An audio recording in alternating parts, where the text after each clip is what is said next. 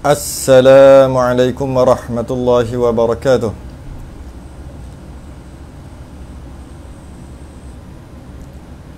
Innal hamdalillah nahmaduhu wa nasta'inuhu wa nastahdihi wa nastaghfiruh wa na'udzu billahi min shururi anfusina wa min sayyiati a'malina. Man yahdihillahu fala mudilla lahu wa man yudlil fala hadiya lahu. Asyhadu an la ilaha illallah wahdahu la syarika lahu wa asyhadu anna sayyidana Muhammadan 'abduhu wa rasuluh. Allahumma salli wa sallim wa barik ala sayyidina Muhammadin al-fatihi lima ughliqa wal khatimi lima sabaqa nasiril haqqi bil haqq wal hadi ila siratikal mustaqim. Wa sallallahu alaihi wa ala alihi wa ashabihi haqqa qadrihi wa miqdarihi al-azim.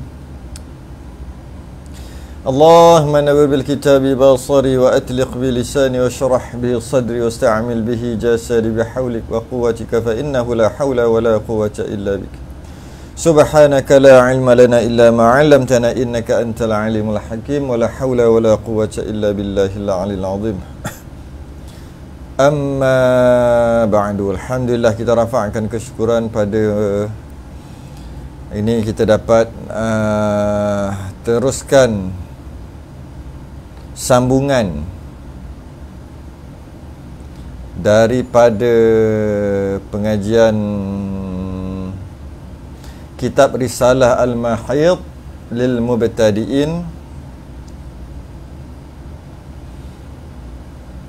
yang membicarakan tentang haid, nifas dan istihadah, yang mana sambungan daripada lepas pada muka surat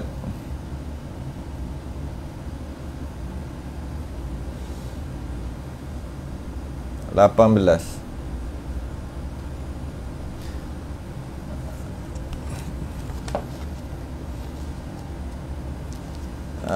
Pada muka surat 18. Dan jika muka surat tu berbeza, beza satu ataupun dua muka surat, bergantung kepada cetakan. Bila cetakan pertama, cetakan kedua, cetakan ketiga, kadang-kadang dia ada sedikit perbezaan dari segi muka surat tu. Muka surat tu beza satu ataupun dua muka surat. Kita masuk pada kali ini adalah hukum mempelajari berkaitan darah yang keluar dari seorang perempuan. Kita di situ.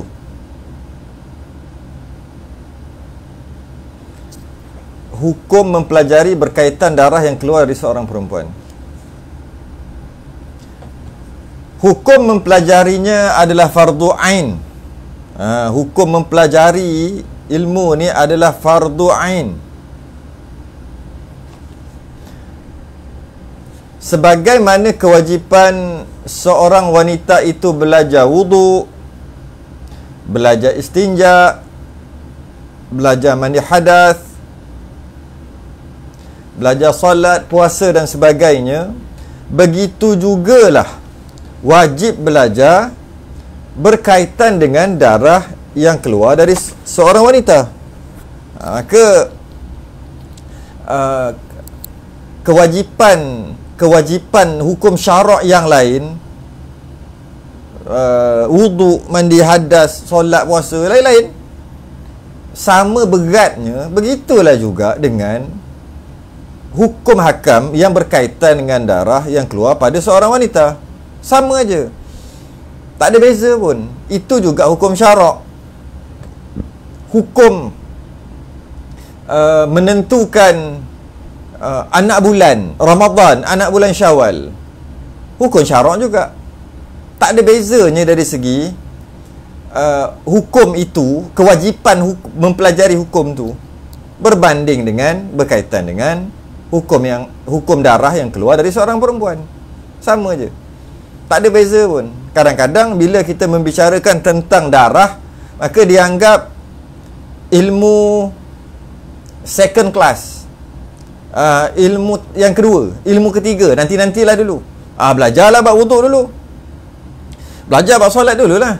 Belajar bab baca Quran, perbetulkan makhraj bacaan, tajwid dan sebagainya dululah. Bab darah tu nantilah. Dia jadi ilmu yang kelas kedua, kelas ketiga, kelas keempat. Malah ada orang menganggap ilmu ni tak ada kelas. Tak ada kelas langsung. Sedangkan bagi seorang perempuan, maka wajib sebagaimana wajib dia belajar solat, puasa, begitulah juga wajib berkaitan dengan darah. Sama-sama hukum syarak. Lebih-lebih lagi jika ianya mempunyai ciri-ciri yang sama seperti haid dari segi warna, kelikatan, bau, sama aja. Sedangkan hukumnya mungkin berbeza. Bila kita tengok sedikit berkaitan dengan hukum hakam ni, kadang-kadang kita perhati apabila soalan-soalan yang kita dapat berkaitan dengan darah, ada orang yang dia salah faham, yang mana kesalahpahaman dia tadi tu, dia kata darah itu adalah bukan haid kerana tak ada ciri-ciri macam biasa. Tak ada ciri-ciri kelikatan, tak ada ciri-ciri warna, tak ada ciri-ciri bau, tak ada ciri-ciri rasa, maka dia bukan haid. Dan ada juga orang kata kerana dia ada ciri-ciri kelikatan, bau dan warna tadi menyebabkan dia kata itu dia adalah haid. Sedangkan hukumnya mungkin berbeza. Mungkin bau tu macam bau darah haid, tapi dia istihadah, dia bukan haid. Mungkin kelikatan, pekat, berketul-ketul dan sebagainya, bergumpal-gumpal sebagainya macam darah haid, sedangkan dia bukan haid.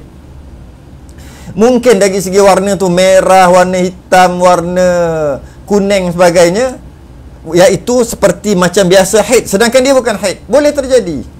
Boleh terjadi.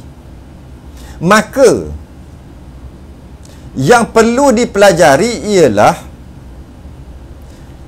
hukum 3 jenis darah, iaitu haid, nifas dan istihadah. Kerana ketiga-tiganya adalah sama. Tiga-tiga tu darah, iaitu darah. Sifat-sifatnya juga sama dari segi warna, bau dan kelikatan. Sifat-sifatnya, sifat-sifat darah haid, darah nifas, darah istihadah tadi sama dari segi warna, bau, kelikatan. Cuma perbezaannya adalah tempoh masa. Yang beza tu adalah tempoh masa. Oleh kerana yang perbezaannya adalah tempoh masa, maka walaupun ciri-cirinya sama,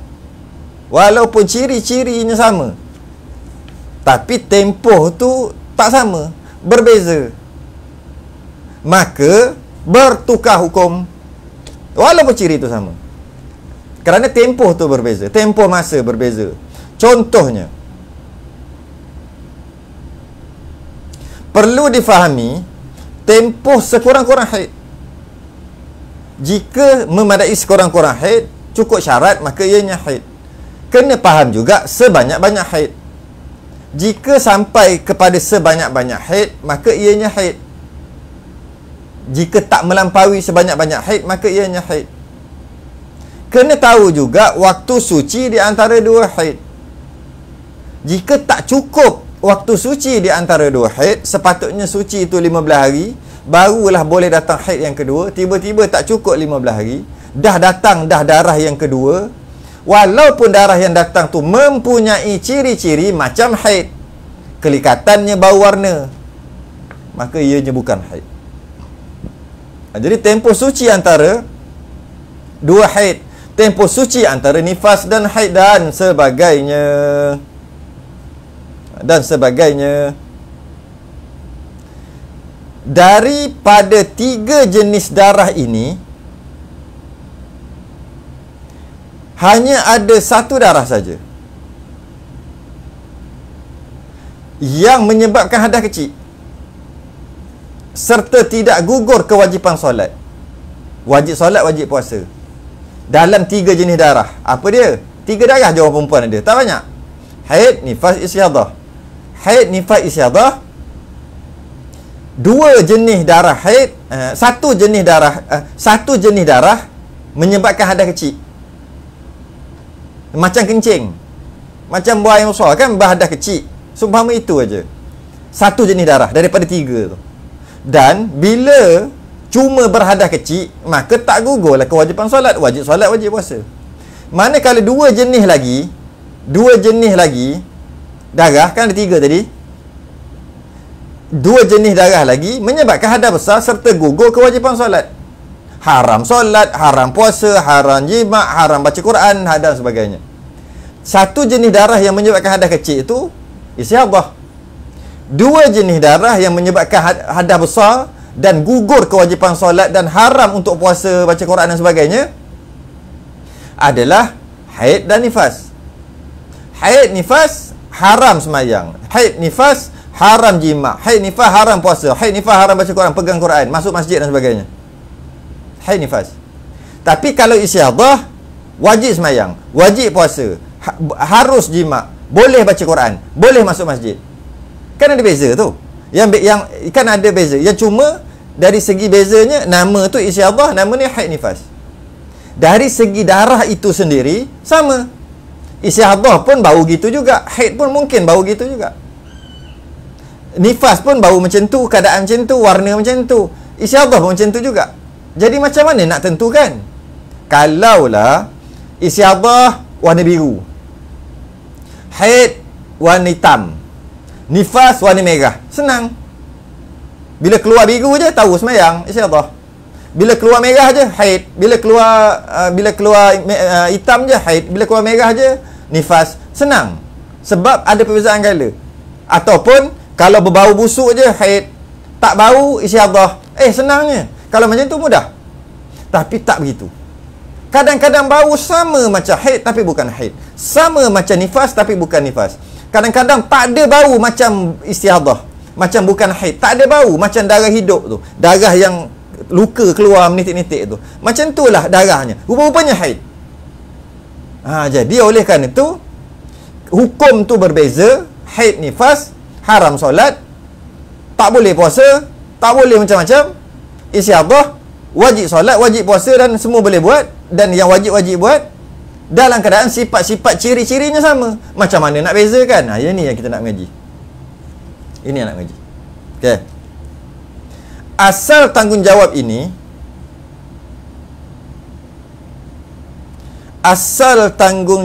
ini adalah terletak pada seorang bapa. Asalnya seorang bapa untuk mengajar anak-anak perempuannya selok-belok berkaitan dengan pendarahan berlaku. Asal tanggungjawab tu adalah tanggungjawab terletak pada seorang bapa. Tu asalnya. Untuk ajar anak perempuan, bapa ni soalan.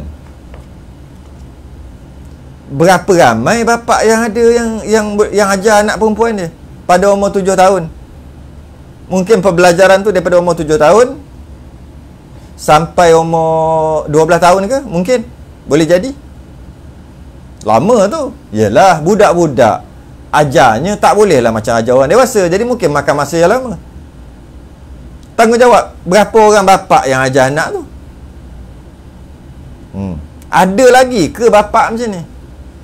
Ke bapa yang mengajar anak perempuannya selok-belok berkaitan dengan pendarahan yang berlaku ni ke dah pupus dah? Ada lagi ke? Paling kurang pun bapa yang beli buku-buku untuk anak dia yang berkaitan dengan pendarahan yang umur 7 sampai 12 ni. Waktu belajar betul-betulnya.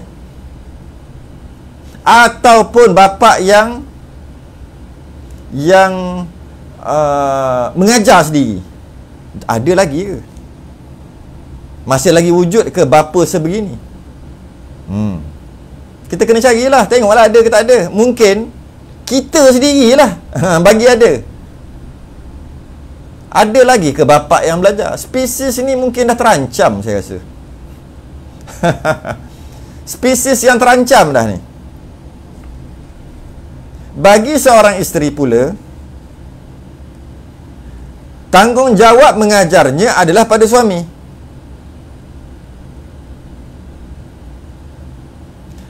Tanggungjawab tu bila maksud dah kahwin lah, bila dah kahwin, tanggungjawab suami aja. Tetapi jadi maknanya sebagaimana suami wajib ajar isteri kalau isteri tak reti semayang, suami wajib ajar isteri kalau isteri tak reti berwuduk lagi, maka memanglah suami wajib ajar. Tapi kalau isteri tu dah tahu, iaitu mak ayah dia sebelum kahwin dah ajar, jadi tak adalah kewajipan suami tu, sebab isteri dia dah tahu. Jadi kewajipan suami ajar isteri ni adalah jika isteri tu tak tahu, jika isteri tu dah tahu mak ayah dia dah ajar, maka tak adalah kewajipan suami sebab isterinya dah tahu. Tetapi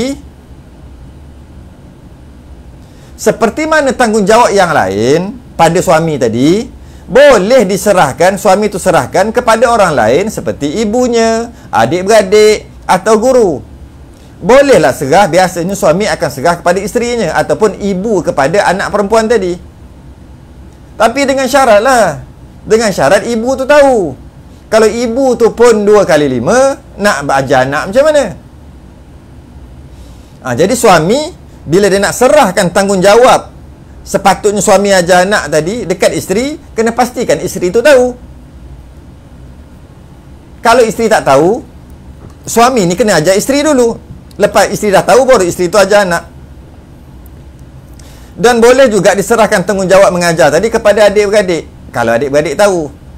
Dan boleh juga tanggungjawab yang sepatutnya terpikul atas bahu suami, disuruh guru lain yang ajar. Boleh juga, samalah. Macam ajar Quran. Kadang-kadang ada mak bapak dia ajar anak dia Quran sendiri. Ada yang hantar kelas kafar, hantar sekolah, hantar mengaji kalau dulu-dulu. Boleh je. Tanggungjawab asal mak ayah. Tapi serah kat guru boleh. Soalannya sekarang, serah ke tak? Soalan sekarang, adakah serah tanggungjawab itu kepada guru? Maksudnya hantar anak tu ke, panggil guru tu mengaji ke, buatlah sesuatu. Adakah diserahkan tanggungjawab itu pada guru? Tu soalan dia. Memang boleh serah pada guru, serahlah. Macam-macam serah boleh. Hantar di sekolah boleh. Ambil guru buat datang rumah boleh. Macam-macam cara boleh. Beli rakaman-rakaman, tip-tip ke apa yang ada pengajian tu pun boleh. Tapi yang itu tak mantap lah pemahamannya. Kalau sekadar satu hala je belajar dengar gitu. Tapi sekurang-kurangnya ada lah. Jadi serahkanlah kalau nak serah. Serah kepada guru tak ada masalah. Tapi itulah, serah sungguhlah. Serah pada guru yang boleh mengajar. Fardu ain juga bagi lelaki. Asalnya bagi lelaki fardu kifayah. Tapi jadi fardu ain bagi lelaki. Asalnya lelaki tak ada, maka fardu kifayah. Sebab dia boleh serahkan tanggungjawab yang sepatutnya dia ajar anak dan isteri, dia serah kat guru. Maka taklah wajib lelaki itu tahu. Tapi kadang-kadang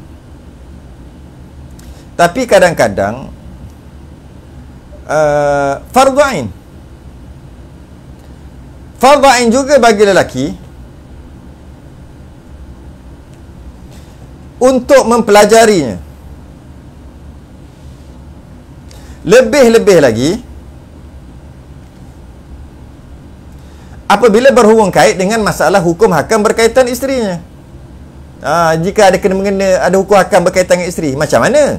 Kalau jadi istihadah sekali-sekala, kadang-kadang tak apalah, serah kat orang lain, serah kat guru, tanya sekali-sekala.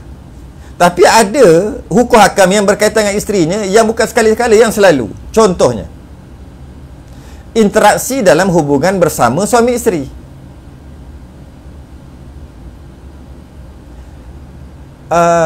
Yang mana sangat berkait rapat dengan aspek hukum seperti jima', talak, iddah, ketentuan usia baligh.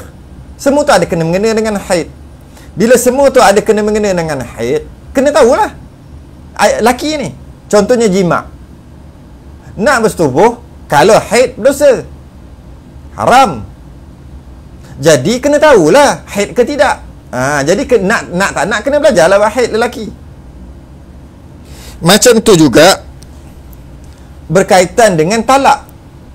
apabila dijatuhkan talak ke atas seorang isteri, maka waktu dalam iddah talak raj'i, waktu dalam iddah boleh dirujuk. Kalau dah habis tu tak boleh rujuk dah, kena nikah baru kalau habis iddah. Iddah berkait rapat dengan haid, berkait rapat dengan suci. Salasata quru, 3 kali suci. Jadi kena tahulah suci dan haid untuk kira sama ada nak rujuk ataupun macam mana. Tu bagi, sebab tu jadi fardhu ain atas lelaki. Iddah tu dan seperti jima' talak tu lagi. Jika dalam keadaan haid, hukum jatuhkan talak haram, tapi jatuh. Jadi berdosa tu jatuh talak, lelaki jatuhkan talak ke atas isterinya ketika isterinya haid, talak bid'ai, berdosa. Tapi jatuh talak tu. Jadi nak elak dosa kenalah tahu haid ke tidak. Nak tahu haid kenalah belajar juga, itu jadi fardhu ain. Dan ketentuan usia baligh, ketentuan usia baligh anak tu mungkin, ataupun ketentuan usia baligh isteri, yang mana dari segi sudut perkahwinan boleh je nak kahwin dengan seorang kanak-kanak yang tak baligh lagi. Apabila diwalikan sendiri oleh ayah ataupun datuknya, maka perkahwinan itu sah. Tapi tak boleh tamkin lagi, tak boleh serah lagi kanak-kanak tu kepada suami dia. Tapi dari segi hukum nikah sah dah. Macam mana Nabi dan Sayyidatina Aisyah kahwin sebelum dia ada haid lagi, kahwin sah walaupun kanak-kanak, tapi tak boleh tamkin, tak boleh serah lagi. Apabila ada haid baru boleh serah kepada suami dia, maka baru boleh berlaku persetubuhan. Jadi nak tak nak kena tahulah haid tu, minimum umur haid dan sebagainya. Ketentuan usia baligh. Dan ketentuan usia baligh juga adalah kepada anak tu nanti. Anak tu, anak perempuan dah baligh ke tidak, nak paksa pakai tudung. Sebelum ni suruh je, tak paksa. Bila dah baligh kena paksa. Dia ada hukum. Dulu suruh je sembahyang, tak paksa pun. Sekarang kena paksa, dah baligh. Jadi bila nak tahu anak tu baligh atau tidak, dia ada kena mengena dengan haid. Keluar haidnya perempuan itu, maka balighlah dia. Maka kena tahulah haid juga bagi lelaki. Tu di mana ianya ada pantang larang yang perlu dipatuhi. Ada pantang larang yang perlu dipatuhi.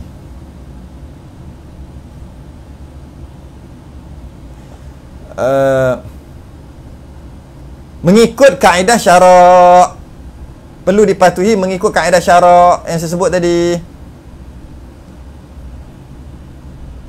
Okey.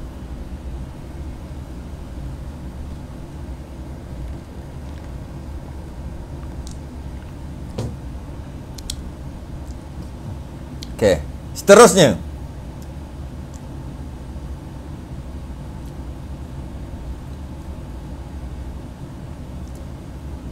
Oleh kerana ianya berkaitan dengan halal haram, berkaitan dengan sah batal,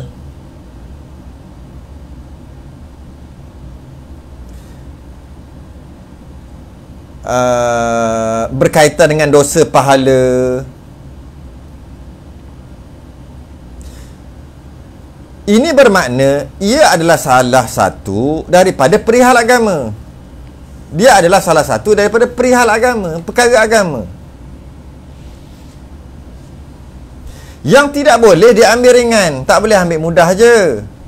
Dia perihal agama, tak boleh nak ambil mudah.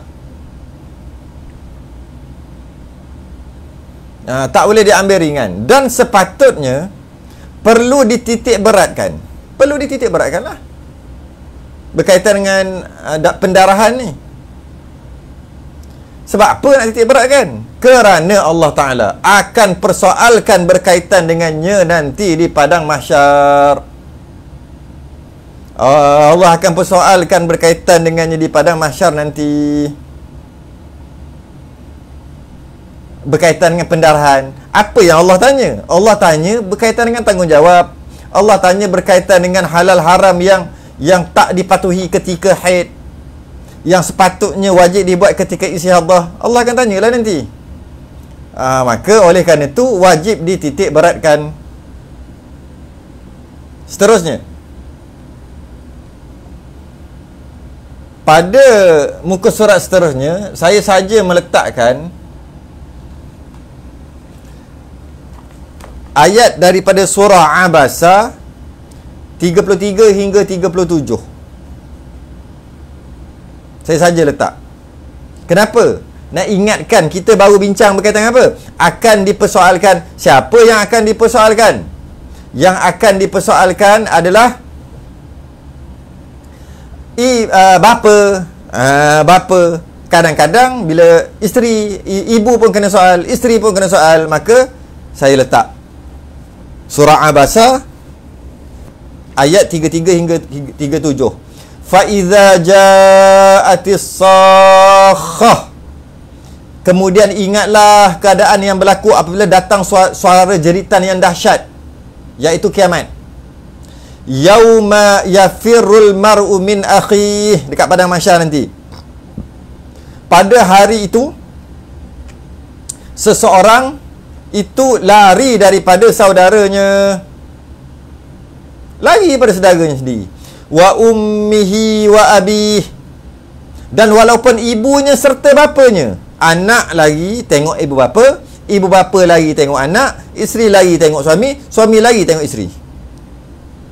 Wa sahibatihi wa bani, isterinya serta anak-anaknya. Tadi ibu bapa, yang ini isterinya, anak-anak pun lagi. Likulli imri'in minhum yawma idzin sya'nun yughni. Kerana tiap-tiap seorang daripada mereka pada hari itu, iaitu hari kiamat dekat padang mahsyar, ada perkara yang cukup untuk menjadikan mereka sibuk dengan hal dirinya saja. Tak sempat nak fikir pasal orang lain, tak sempat nak jawab tentang anak isteri, tak sempat. Diri dia sendiri pun dah tak sempat dah. Diri dia sendiri pun dah habislah ni, tak ada harapan dah. Sibuk dengan anak pula yang nak dakwa, sibuk dengan isteri nak dakwa. Antara dakwaan mereka adalah nafkah. Dakwaan anak isteri adalah nafkah, antara dakwaan. Dan dalam banyak-banyak nafkah, antaranya nafkah ilmu. Dan dalam banyak-banyak ilmu, antaranya ilmu haid. Maka sepatutnya ayah kena takut. Teruk nak kena belajar. Tak semestinya kena belajar. Tak semestinya kena belajar. Boleh serahkan tanggungjawab tu pada orang lain. Soalannya, serah ke tak? Saya petik daripada kitab Sabilal Muhtadin, muka surat seterusnya. Bermula, kitab lama ni begitulah bunyinya. Bermula sebahagian daripada hukum bab ini. Bab ini, bab pendarahan ni lah. Bahawasanya wajib atas seorang perempuan belajar hukum-hukum haid. Wajib belajar hukum-hukum haid dan isyadah dan nifas. Apa yang dia perlukan kepadanya. Memang dia perlu sebab keluar tiap-tiap bulan. Kemudian jika dia mempunyai suami yang alim. Jika suami dia alim. Alim tu bukan alim apa, maksud tahulah. Ada ilmu, mengetahui, maka wajib atas suaminya mengajarinya. Suami wajib ajar. Jika suaminya tidak alim, suami tak tahu, maka harus dia perempuan tadi tu, sama ada isteri ataupun anak, keluar belajar kepada orang alim. Keluar belajar. Zaman dulu keluar belajar, keluar rumah sungguh. Zaman sekarang keluar belajar, petik kat telefon aja, keluar lah tu. Lagi bagus kalau keluar sungguh, berdepan. Tapi dari segi sekarang ni,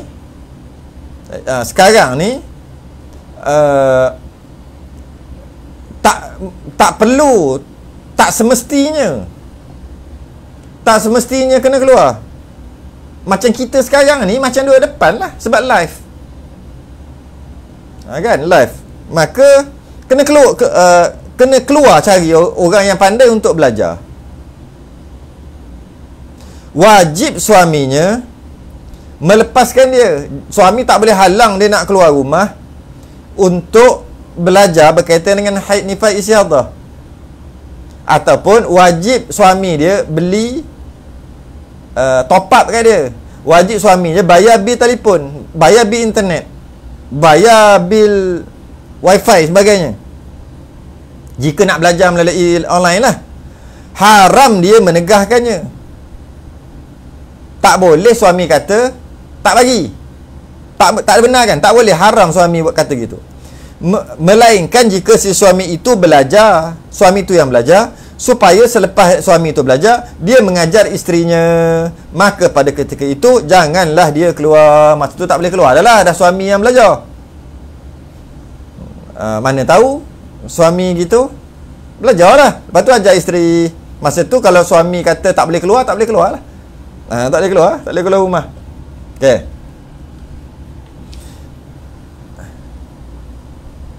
Seterusnya, ini 30 muka surat yang pertama memang laju aja. Masuk pada muka surat selepas 40 ke atas, masa tu dia lambat sikit progres dia. Dia mula-mula je laju ni. Surah Al-Baqarah ayat 222. Surah Al-Baqarah ayat 222. Wa yas'alunaka 'anil mahit qul huwa adhan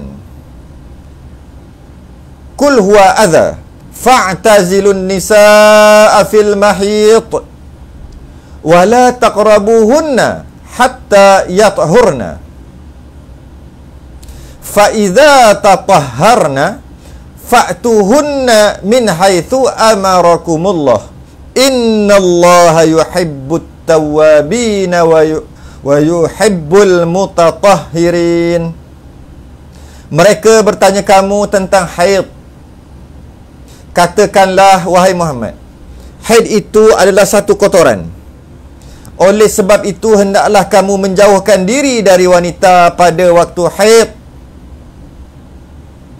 dan janganlah kamu mendekati mereka sebelum mereka suci. Apabila mereka telah suci, maka campurilah mereka itu di tempat yang diperintahkan Allah kepadamu. Sesungguhnya Allah menyukai orang yang bertaubat dan menyukai orang yang mensucikan diri. Baik, mari kita tengok.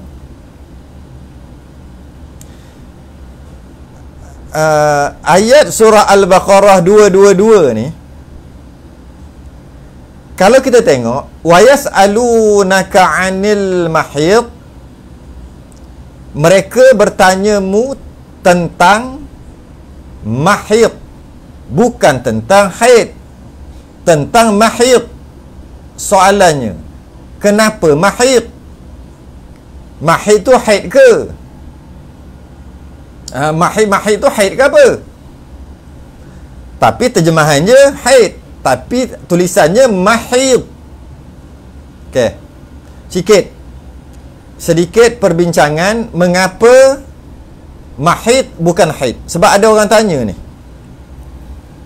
Ada orang tanya.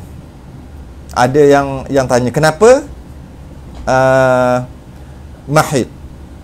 Mahid yang pertama, mahid adalah salah satu daripada nama haid. Haid ada banyak nama. Salah satu nama haid adalah mahid. Itu yang pertama.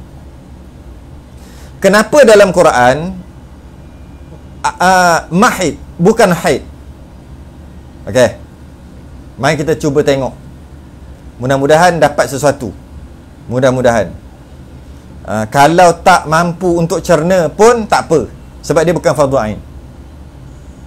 Kata haid, perkataan haid ada satu makna, iaitu darah.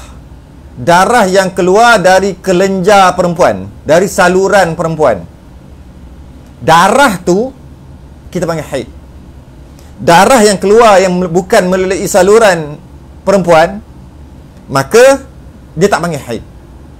Kalau keluar kat tangan, dia tak panggil haid. Tapi darah yang keluar dari kelenjar perempuan, dari saluran perempuan, namanya haid. Haid, bukan mahid, haid. Haid. Okey. Dari segi terjemahannya haid. Darah adalah, bila sebut haid, darah saja. Haid, ada alif. Haid, tuan punya darah. Ataupun orang yang mengalami haid. Orang. Haid, orang yang mengalami haid. Haid, darah itu. Okey. Kalaulah dalam Quran, mereka bertanyamu tentang haid. Wa yas'alunaka 'anil haid. Bukan wa yas'alunaka 'anil mahid. Wa yas'alunaka 'anil haid.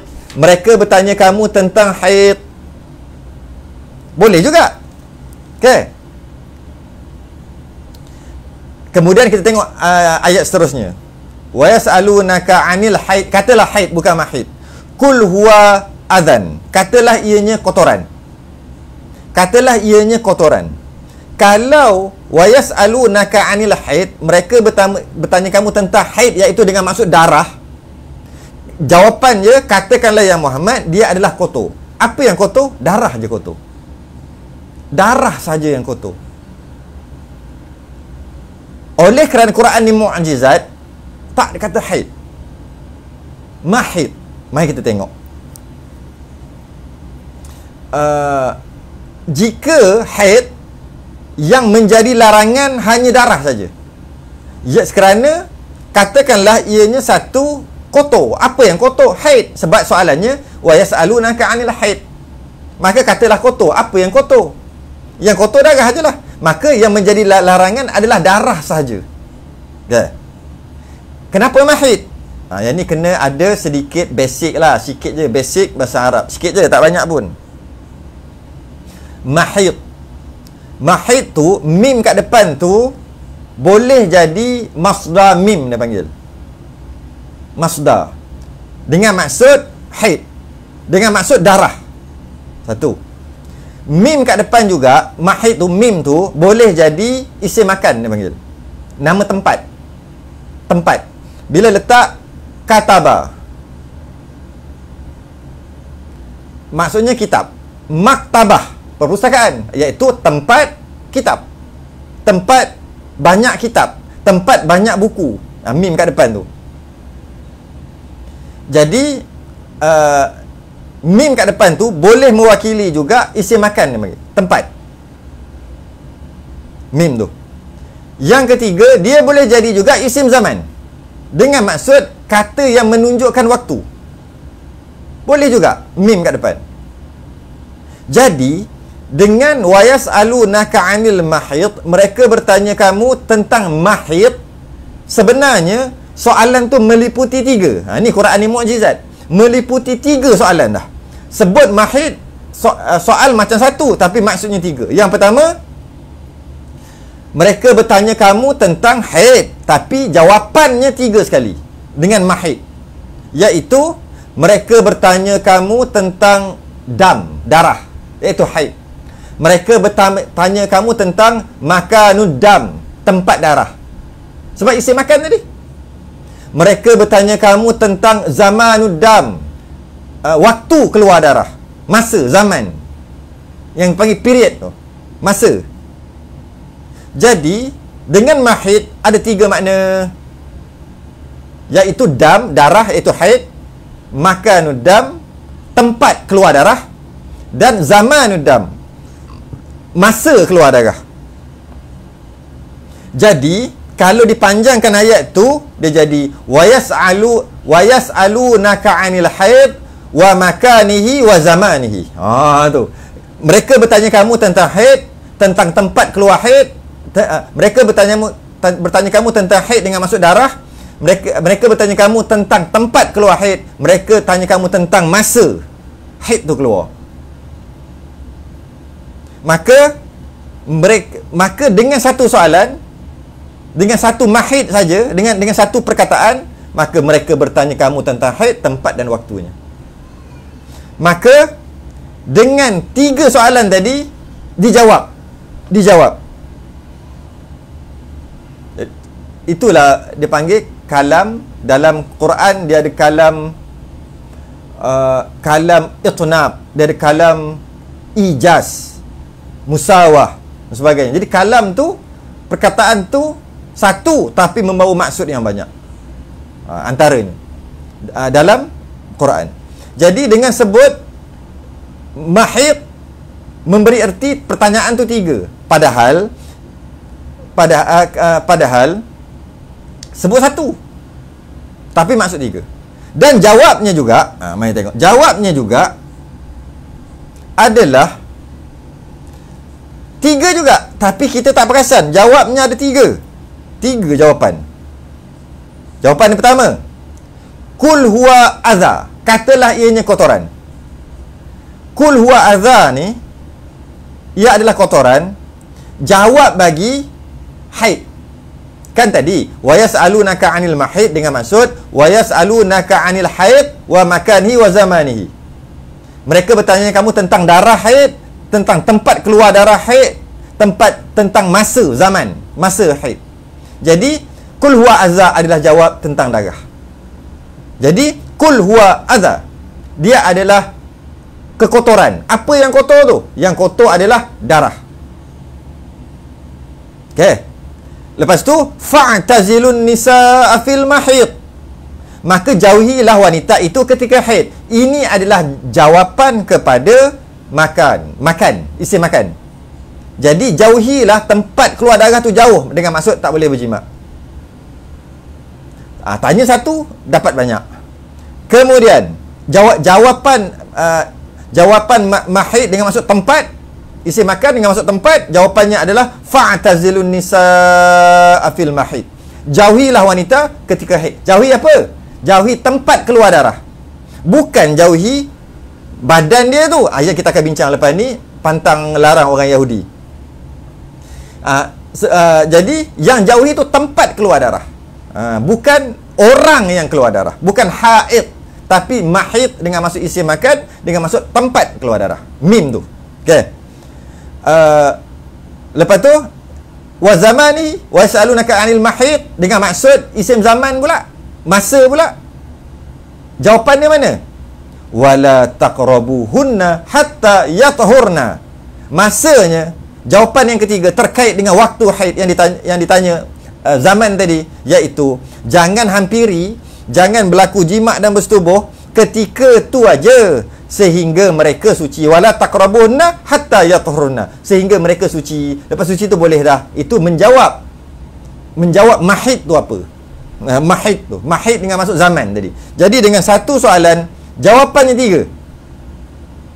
Satu perkataan mengandungi berbagai makna yang meliputi. Maka sebab itulah saya letak nama Risalah Al-Mahid, dengan maksud risalah yang membincangkan tentang masdar dia, masdar mim, dengan maksud darah tu, dan membincangkan tentang jika mim tu kita letakkan sebagai isim makan, maka tempat keluar haid tu dibincangkan juga dalam risalah ni. Dan zaman tu memanglah, masa keluar, masa berhenti memang dibincangkan sangat. Sebab tu saya namakan Risalah Al-Mahid lil Mubtadi'in. Apa maksud lil Mubtadi'in tu pula? Mubtadi'in tu bagi kanak-kanak yang baru nak belajar. Letak nama judul, sebab ada orang tanya. Okey. Kemudian sambung lagi. Pantang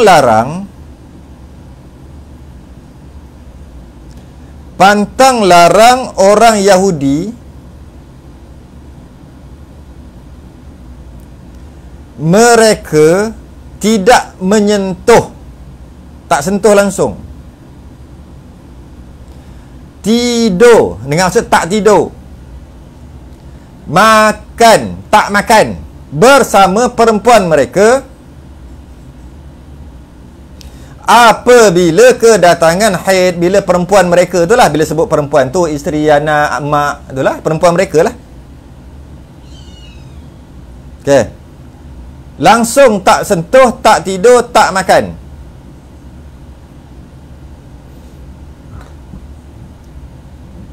Apabila kedatangan haid, itu orang Yahudi. Manakala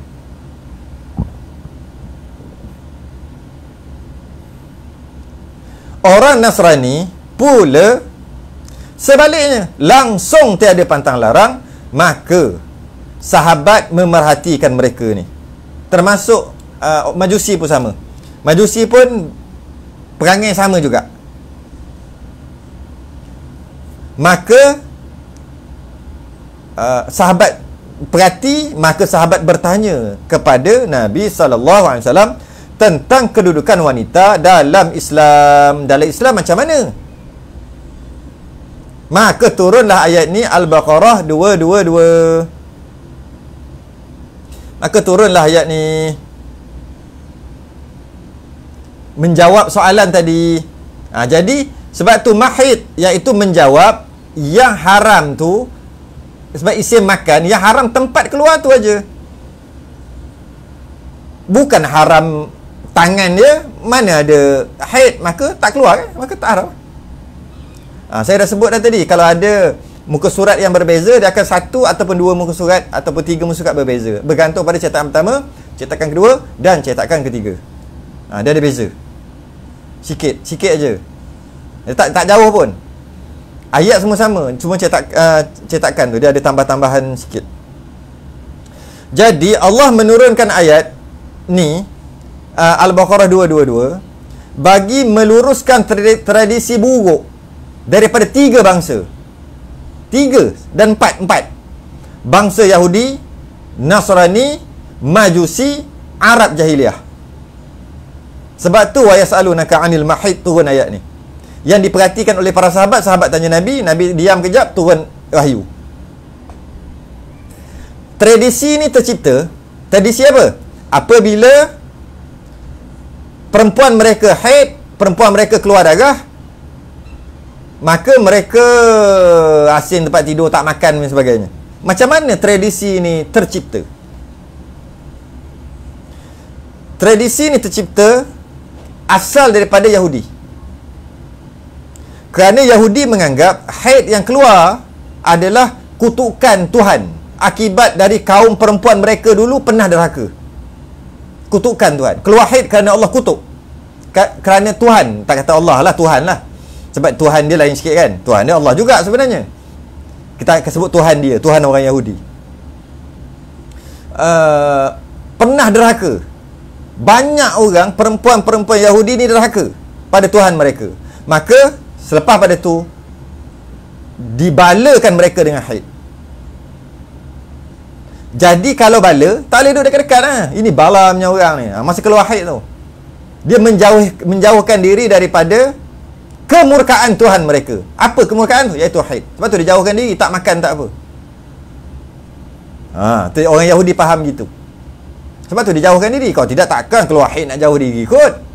Sebab tu. Sebab dia ada kena-mengena dengan agama mereka, iaitu dia adalah kutukan daripada Tuhan mereka. Maka dia tak nak duduk dekat-dekat dengan perempuan yang sedang haid dan nifas.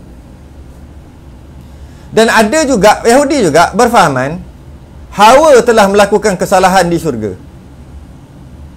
Hawa telah melakukan kesalahan di syurga. Macam-macam lah kesalahan. Ada kata makan buah khuldi salah, ada kata macam-macam lah. Dia pergi pujuk Nabi Adam dan sebagainya. Mereka punya versi.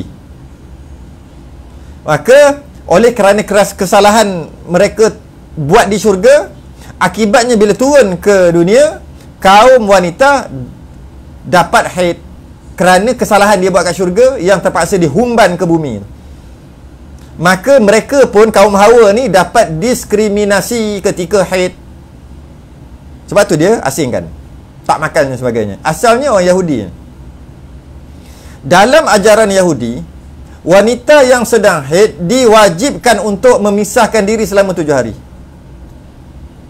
Wanita tu sendiri kena memisahkan diri selama 7 hari. Mereka, perempuan-perempuan Yahudi ni, ikut agama mereka, ditegah daripada bercampur dengan masyarakat. Tak boleh campur dengan masyarakat. Tidak boleh buat ibadah. Itu macam kita jugalah, tak boleh buat ibadah. Tak boleh buat ibadah. Dan dianggap kotor. Sebab kutukan Tuhan sedang ada kat engkau. Asalnya daripada Hawa, ataupun asalnya daripada Yahudi dahulu, ikut diorang punya versi. Malah sesiapa yang sentuh dengan perempuan yang sedang haid atau nifas tadi, wajib dia basuh. terpegang, ada haid. Dia pegang apa? Dia pegang kepala, rambut, pegang tangan. Allah, ada haid, wajib basuh. Wajib basuh. Kerana telah dikira bernajis. Tu asal usul. Sebab tu dia orang duduk jauh. Tidur asing, tak makan. Kalau dia buat makanan tak makan, sebab jadi najis semua dia pegang. Apa yang dia pegang semua jadi najis. Sebab apa? Sebab daripada kutukan Tuhan mereka ke atas perempuan. Dan tradisi buruk ni ditiru oleh Arab Yahudi. Ditiru oleh Arab Jahiliah. Arab Jahiliah tiru Yahudi. Oh, menarik juga ni, dia tiru juga. Padahal Arab Jahiliah tak ada tradisi tu. Tapi bila dia tengok Yahudi kita, dia tiru. Masa Arab Jahiliah, dia tiru. Dia buat isteri dia yang sedang haid tidur dekat luar rumah, melarang makan dan minum bersama-sama, tidur dan sebagainya. Apabila para sahabat perhati, Jahiliah Arab pun buat gitu juga. Tapi Arab tu tiru Yahudi. Yahudi lah asalnya. Nasrani pula dia tak ada pantang larang, dia bantai aja. Maka sahabat pun tanya Nabi. Nabi pun diam kejap, maka turunlah wahyu, wa yas'alunaka 'anil mahid. Mereka bertanya kamu tentang mahid. Maka menjawab 3 terus dengan satu soalan, iaitu darah haid jawab, dengan mahid itu tempat keluar haid terjawab, dan masa haid pun terjawab. Pendirian Islam, sambung lagi, pendirian Islam tentang wanita yang kedatangan haid dan nifas adalah sederhana. Yahudi dengan Nasrani tadi sederhana je, di tengah-tengah.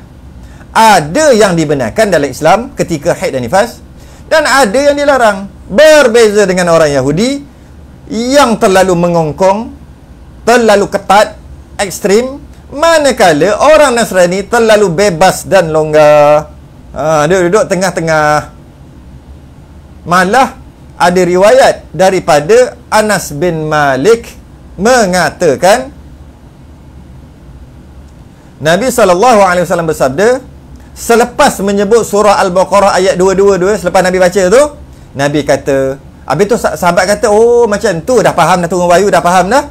Nabi pun ajar, lepas tu Nabi sambung, tapi bukan ayat Quran lah, Nabi kata sendiri, hadis lah, isna'u kulla syai'in illa nikah. Nabi kata, dah faham dah ya, dah turun wahyu ni Al-Baqarah 22, maka buatlah apa kamu nak buat kat isteri kamu macam biasa, walaupun dia haid dan nifas, illa nikah, melainkan nikah. Nikah dengan maksud bersetubuh, jima' je tak boleh. Bukan nikah aku terima nikahnya, bukan. Illa nikah sebagai bahasa kiasan Nabi. Buatlah apa saja, tak, kita tak macam orang Yahudi, tak macam orang Nasrani.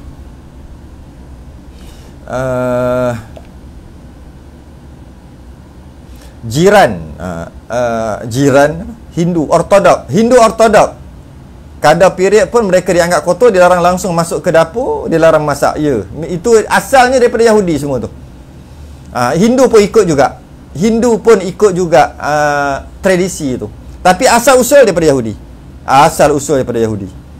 Yahudi punya kerja ni, tradisi buruk ni. Tapi zaman sekarang diorang tak ikut sangat pun. Malah kalau tak boleh masak, dia kata baguslah, boleh order Grab boleh order Panda, tak payah masak. Cuma jangan letak luar. Setakat ni orang tak, zaman ni orang tak ada letak isteri dia sampai di luar, anak-anak sampai luar rumah, tak adalah. Cuma ada lagi masa lagi mengamal, tak boleh masak, tak boleh bersentuh, tak boleh tidur sekali, ada lagi. Baik, sambung sikit lagi. Pernah diriwayatkan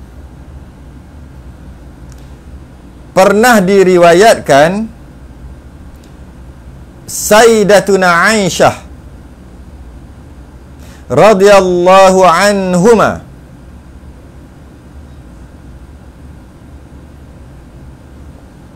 ketika menyisir rambut Nabi SAW yang mulia, dalam keadaan serba salah, beliau berkata bahawa aku sedang haid. Dia kata serba salah lah, sebab ada tradisi itu kan zaman jahiliah, maka dia sebut salah. Maka Nabi menjawab, haid kamu bukan di tangan, maka dapat difahami bahawa walaupun ianya darah kotor, tetapi tidaklah sampai dilarang untuk mendekatinya. Taklah dilarang sampai dekat. Yang haramnya, yang tak bolehnya di tempat keluar tu, mahid. Taklah sampai tak boleh nak sikat, tolong sikat rambut, tolong tak boleh nak pegang, tak boleh apa. Oleh kerana haid adalah darah kotor, atau darah jika berada di dalam badan akan mengganggu kesihatan. Darah yang keluar secara automatik tu, istilah panggil darah kotor lah. Dan dia keluar jika berada dalam badan akan mengganggu kesihatan. Maka ianya akan keluar berkala setiap bulan secara beradat. Setiap bulan akan keluar secara biasanya, tabi'inya, akan keluar secara beradat, biasanya. Maka beruntunglah perempuan kerana darah yang tak diperlukan oleh tubuh keluar secara automatik. Keluar secara auto. Kerana perempuan, rahimnya, badannya sepatutnya badan perempuan, dia terpaksa bersedia untuk menerima orang lain ada dalam rahim dia, iaitu bayi. Jadi oleh kerana dia perlu badan yang cukup sihat untuk terima ada jantung lain, ada nyawa lain. Malah kadang-kadang ada darah yang tak sama dengan darah, type darah, jenis darah tak sama dengan dia yang dalam perut tu, yang dalam rahim tu. Maka dia memerlukan kesihatan yang maksimum. Maka atas rahmat Allah, Allah keluarkan darah tu secara automatik, darah yang tak diperlukan, supaya badan jadi sihat secara automatik. Haid ni adalah satu rahmat daripada Allah. Bagi lelaki pula, hendaklah mengeluarkan darah kotor mereka sendiri secara manual. Ni sajalah, maknanya kalau perempuan secara automatik, lelaki secara manual, tak boleh keluar automatik. Dia keluar. Kalaulah perempuan kena keluar secara manual juga, kena bekam ke apa sebagainya, teruk jawabnya. Cara mana? Iaitu dengan berbekam lelaki, atau berpetik. Berbekam, mengeluarkan darah di kepala. Berpetik, bahasa Melayu tu, mengeluarkan darah di badan. Istilah orang sekarang bekam juga kat badan pun. Tapi perkataan asal di kepala je bekam. Di badan dia tak panggil bekam, dia panggil berpetik. Kita panggil bekam juga, tak ada masalah, istilah je. Keluarkan secara manual, iaitu secara berbekam atau berpetik, beberapa bulan sekali, bergantung kepada tahap kesihatan mereka.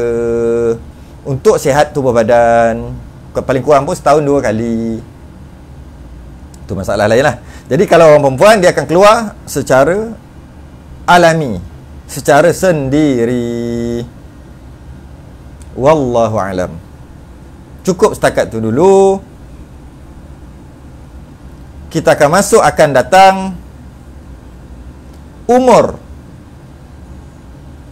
umur haid berhenti dekat muka surat 24. Ataupun tengoklah ada perubahan muka surat tu lah, 24. Ataupun umur haid berhenti kat situ. Kita dah mula masuk sikit-sikit dah lah. Nanti sekali lagi tu dia semakin lama semakin masuk. Dah start masuk dah sikit dah. Kadang-kadang memerlukan whiteboard. Dah start dah. Jadi insyaAllah kita akan sambungkan datang muka surat 24 dekat umur haid. Wallahu alam. Kita tangguh dulu dengan tasbih kafarah dan suratul Asr. Subhanakallahumma wa hamdik, asyhadu an la ilaha illa anta, astaghfiruka wa atubu ilaik. Bismillahirrahmanirrahim. Al-'asr innal insana lafi khusrin illa alladhina amanu wa 'amilus solihat tawasaw bil haqqi wa tawasaw bis sabr. Assalamualaikum warahmatullahi wabarakatuh.